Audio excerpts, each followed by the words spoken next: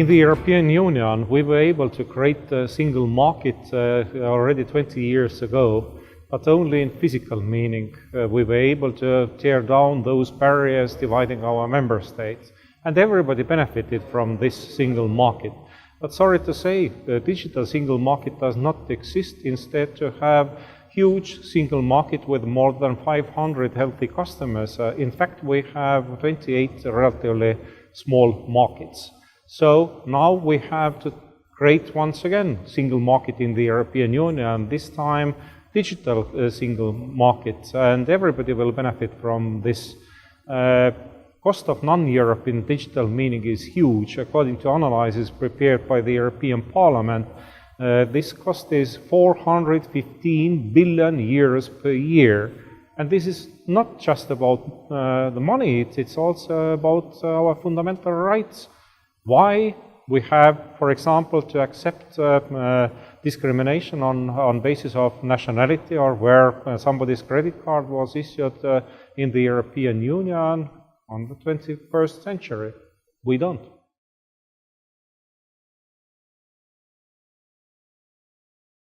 In the European Union, there are also few telecom companies which divide this biggest market share in the European Union.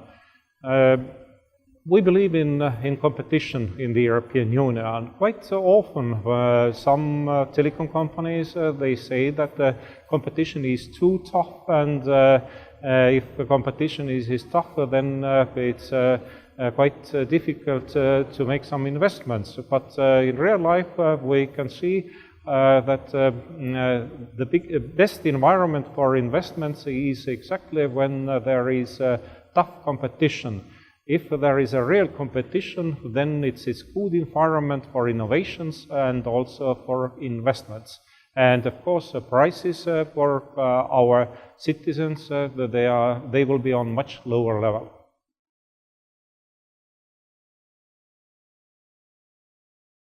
In some big countries, people don't remember about roaming surcharges anymore, but in the European Union, we have a generation of people who know how dangerous it is to use your mobile devices when traveling in some other EU member states.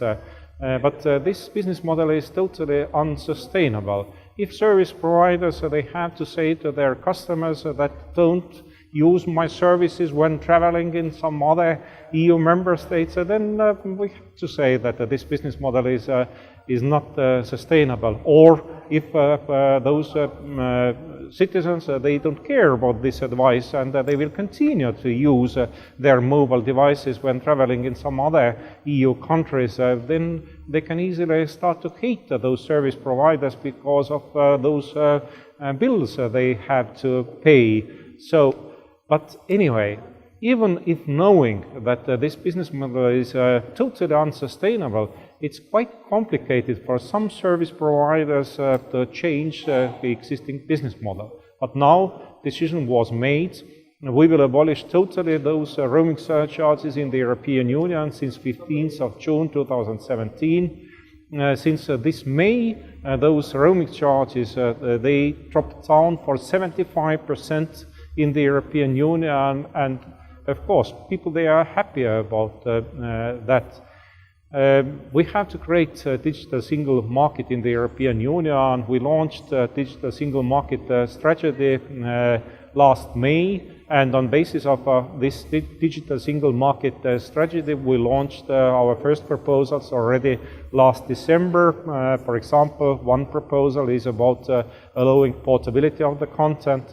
Today, there are 35% of Europeans who are spending at least 10 days during the year in another EU member states, and many of those people traveling in some other EU member state, they would like to get access to their legally bought digital content when traveling in some other countries, but because of copyright restrictions, they cannot. At the same time, we know that 20% of internet users in the European Union are using VPN to get access to digital content. Even 68% of film viewers said that they are using so-called free downloads. So piracy is a real headache, But to tackle the piracy, we have to provide at first legal access to digital content to our people.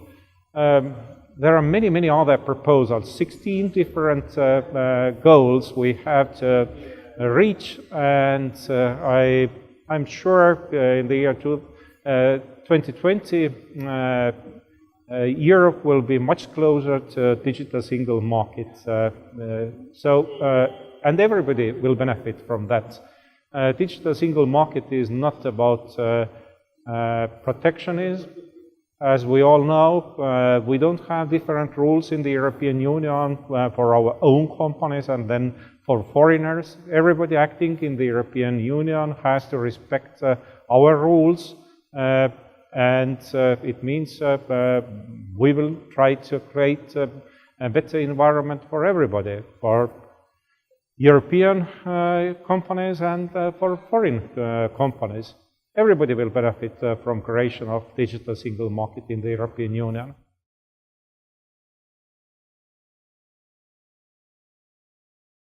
I think in Latin America you can avoid making the same mistakes we made in the European Union.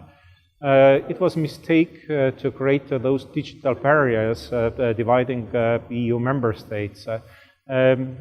Because of the fact that our economy is and our life is becoming every day more and more digital, we can see how those barriers we were able to tear down, dividing our member states, they are coming back.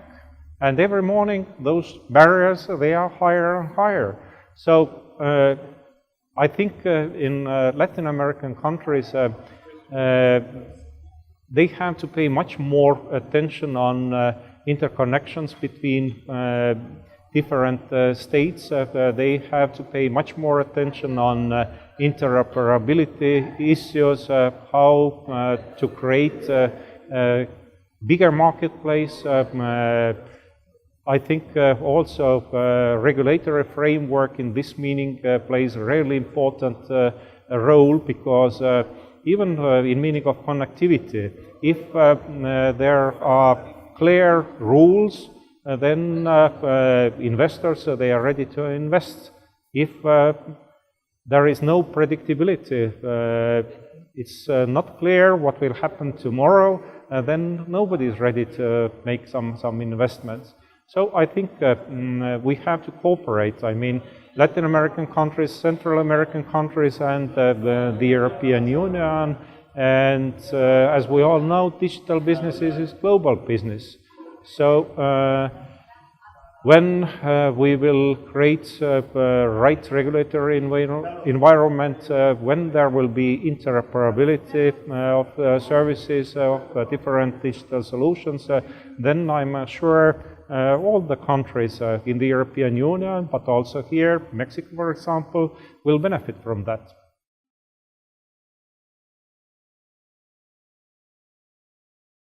Connectivity is, of course, crucial. First 1 billion people, they got this internet access to the internet already in the year 2005. Second billion 2010, third billion 2014. And during G7 ICT ministerial meeting in Japan, we set a goal to provide access to the internet additionally for 1.5 billion people by 2020. But digital divide is a real problem also inside of the European Union. And this is not only a question between different member states, but also inside of different countries. This is a real issue. We can talk about digital divide between young people and elderly people, between poor people and healthy people, highly educated people and not so educated people, and so on. All the governments, they have to deal with those issues. Lifelong learning process is becoming more and more important in all the countries around the world. So when talking about rural areas, then connectivity is in those rural areas a much bigger problem than in big cities, in towns.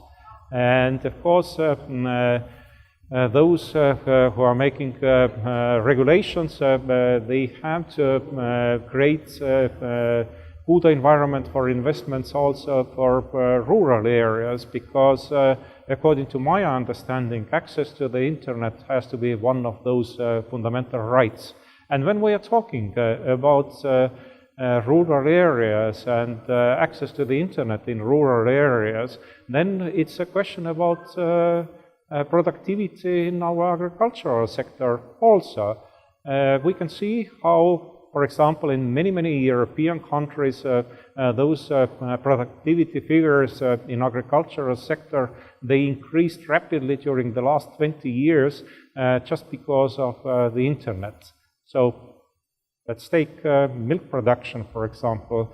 20 years ago, in some European countries, average production was 3.5 tons milk per cow. Today, average is 8.2. Why? It's because of knowledge-based economy, because of the internet.